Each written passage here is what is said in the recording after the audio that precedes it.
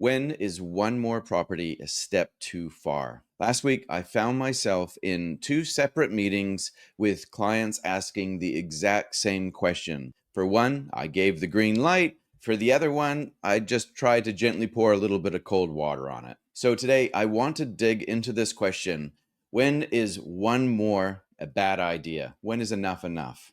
Now, I'm Darcy Ungaro. I am the host of the Everyday Investor podcast. I'm a qualified financial advisor. And during the week, I have probably about 2 to 5 meetings with everyday people, helping them to make everyday decisions, much like the topic that we're discussing today. So if you like this sort of stuff, make sure that you subscribe to this channel and make sure that you give this particular video a like, because the YouTube algorithm will start serving you up more videos just like it. So let's begin.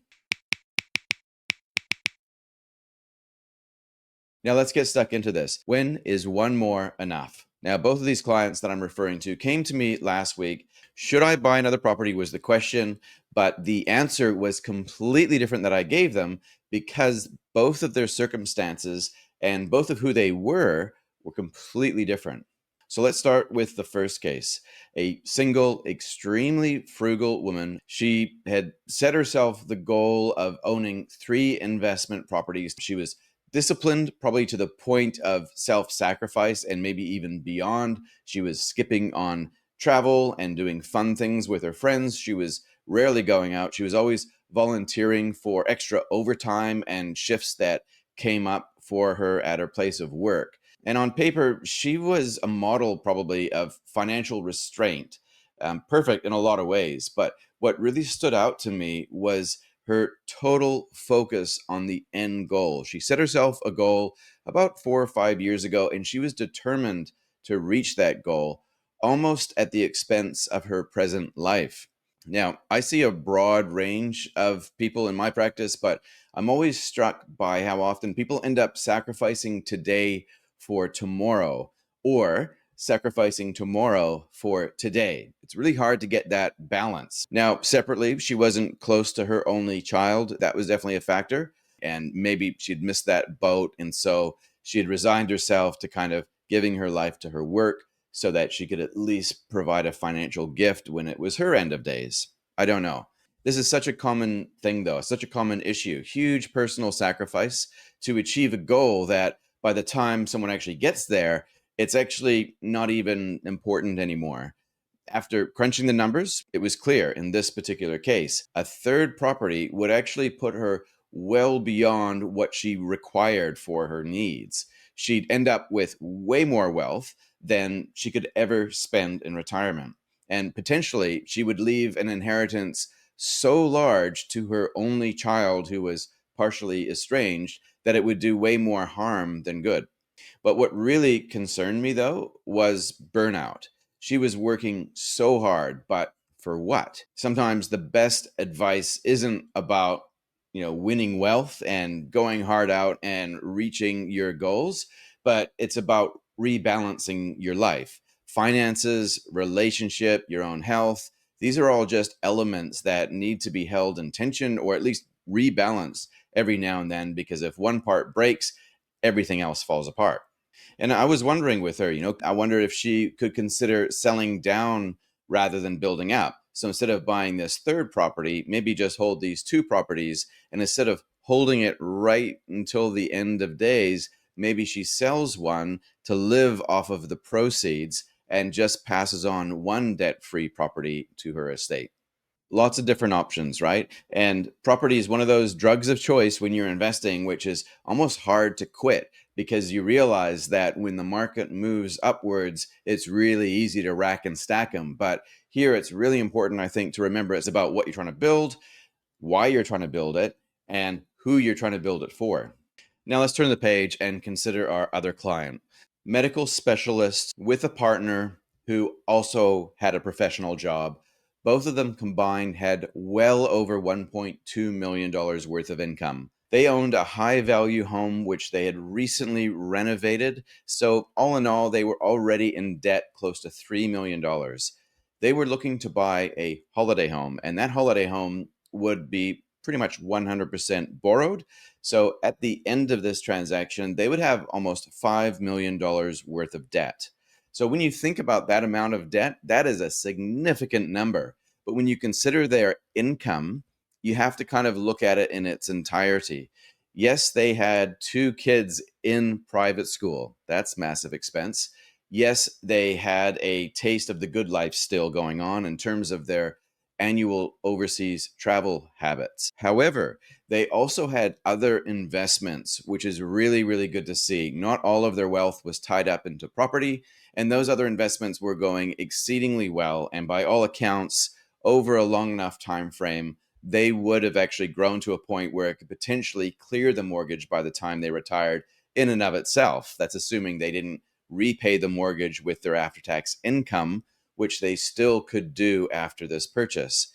The icing on the cake, however, was the fact that on both sides, they had a significant amount of inheritance that was almost a sure thing in terms of it coming through. Now, normally we would never rely on inheritance. And in this case, we very, very cautiously factored it in, only to the extent that we included it as a partial backup plan. So if they weren't able to get rid of the mortgage with their after tax income for some reason, if their other investments outside of their property equity didn't grow to the point where they could liquidate them and clear all of their mortgage debt, then chances are there was an amount that conservatively on just one side would clear $5 million of debt easily with leftovers. So in this case, there was a lot of little things that were occurring that kind of made it justifiable to purchase a property which wasn't going to be rented out for income. It was just going to be purchased as a lifestyle property. So two very, very different positions. The first client, yes, she was extremely frugal. She was working herself arguably too hard for a goal that was surplus to her requirements. Really, do you want to invest just because you can in that case? And then we have the second client that was really carefully deliberating whether this was a good idea. Their friends were doing it, the family was all on board, they were emotionally invested already in this property, but was it a good, sound financial decision? Removing the emotion out of it, removing the bias out of it, and even removing the professional bias, which often pushes you towards more of a regulatory, safe form of advice provision to more of a holistic, common sense approach. They have multiple backup plans. Why shouldn't they buy this new property? Now, again, I'm not judging them. I'm not judging the first client or the second client in terms of whether they should or whether they shouldn't buy another property for any ideological reasons. I'm purely looking at it from the point of view of whether it will increase their lifestyle wealth or their financial wealth long term. So with the second client, like on the surface, it does seem a little bit risky. More debt, more expenses, but when we dug a little bit deeper, they had multiple income streams on both sides, and they had a plan to save 6 months worth of their expenses, including the new mortgage expenses, plus the income protection, plus the almost sure thing of an inheritance within 20 years. So for them as well, the holiday home, while it was definitely a lifestyle need, it was a lifestyle want, it was actually a form of property investment, I think, which is very, very unorthodox, but I think has its place. First client was a typical property investor who was targeting maybe a $500,000 property. She was going to be reliant on the rental income that that investment property produced to help repay that mortgage. So at the end of her working life, she would have two sources of unencumbered retirement income. Fantastic. The only problem is we live in a country where it oscillates between right and left political ideologies. And again, without judging and without taking sides here, it's just a fact that here in New Zealand, there was a lot of heat that property investors took in the last government because there was a general vibe that property investors were causing a lot of damage. They were buying up all the properties and jacking up the house prices so that people couldn't afford their own homes. So naturally, the criteria to get a property became more difficult. There was a removal of tax deductibility. There was new legislation called the Triple CFA, which made it a little bit more difficult to get lending. And since then, the Reserve Bank has launched another bit of regulation called DTIs, or debt to income restrictions, which are more difficult for property investors compared to owner occupiers. So all of these things are in the mix, plus the public sentiment, which will shift again. So in the future, if there is another left-leaning government, then the likelihood is that they will go for the property investors again. That might be in the form of extra regulation or compliance costs or more taxes. So the road to building wealth through property investment in the future just carries a little bit more risk.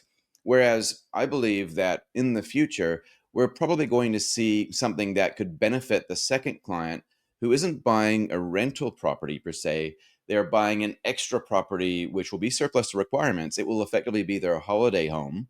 But because it's a high value home that they own themselves and that they will be buying, they're more likely to benefit from a trend that will occur over time. And that trend is quite sad, but it's the rising gap between the haves and the have nots. There will likely be more people moving to New Zealand and buying homes of a significantly higher value, which, when you combine that with relatively limited housing stock, could potentially increase prices on that particular property at a rate which is far greater than the property investment types. So when you couple that with potentially better tax treatment and potentially less heat with a left-leaning government, you now kind of have an interesting strategy where you could potentially use luxury property as a high growth strategy. So as you can see, two very different cases, two very different answers, but both effectively have the same question. Should we buy one more property? One shouldn't, one should. But again, there is no perfect answer. And the main thing that I'm trying to get across here is that it's never, ever, ever just about the asset. It's never about the tool. It's never about property versus shares, this type of property versus that type of property. It's always about the investor. It's always about the objectives and the individual considerations. Sometimes we can become really, really focused, I think, on building wealth that we forget that it's actually for a reason. Sometimes the numbers work, sometimes they don't, and sometimes it's all about purpose. There's a missing why that you need to add to the equation. So for you, although this is not financial advice, I would suggest the same sort of thing that I would suggest with my clients. Firstly, consider the purpose. Are you building for a reason, or are you doing it just because you can? Don't risk that which you already have for a potential win or even just the thrill of the chase. Second, resilience. Do you have backup plans like my second couple who had a very high amount of income, disposable income as well, diversified income? They had an inheritance backup plan. There were a lot of things going for them that could help them to get out of jail if they got into trouble. Next, think about the concept of diversification. Is your wealth spread out into just one property? Ideally, you would be in two properties, different locations, different property types. Better yet, different asset classes so that you're not exposed to geographical risk or asset specific risk. Next up, I consider personal sustainability. Like, it's no fun if you go through life trying to stack up wealth, trying to build your business, going hard out chasing the dollars when your relationship breaks down, where you're not spending any time with your kids, or where you hit the wall and you suffer burnout. And lastly, I'd really, really recommend this one. Make sure that you consider market and policy risk. Are you relying on a favorable lending environment in the future where interest rates will continually converge to zero? That's definitely a distinct possibility, but it might not be true. Are you relying on banks to always provide you credit, especially during times where you think you might need it? Just because they've been generous to you in the past doesn't mean they'll be generous to you in the future, especially when you're in trouble. And part of this is also consider the methodology by which you receive your investment gain. There's often always two forms of gain when you invest. One is a cash flow gain. Think an investment property that produces rental income, or owning shares in a company which pays out a dividend. You're going to get that cash flow coming in. Yes, you'll generally pay tax in the future on rental income if there's no expenses. But the other form of income is capital gains. And those capital gains will often occur because of scarcity dynamics happening, because of constant credit creation that occurs in the market, and because effectively most types of investing are Ponzi schemes that depend on more people showing up in the future, willing to pay more dollars for that asset than you paid when you acquired it. So there's a lot of stuff to consider here, a lot of risks that you need to at least manage or use to help set your expectations. But I'm going to leave you with one more consideration that I think is really important. Often it's overlooked. Are you making this move for you, or are you making this move for someone else's expectations? Maybe it's your partner who has a very high appetite towards risk, or maybe it's because of a parent who assisted you at the start with a deposit for your home and who's really encouraging you to go further with property than you feel comfortable with.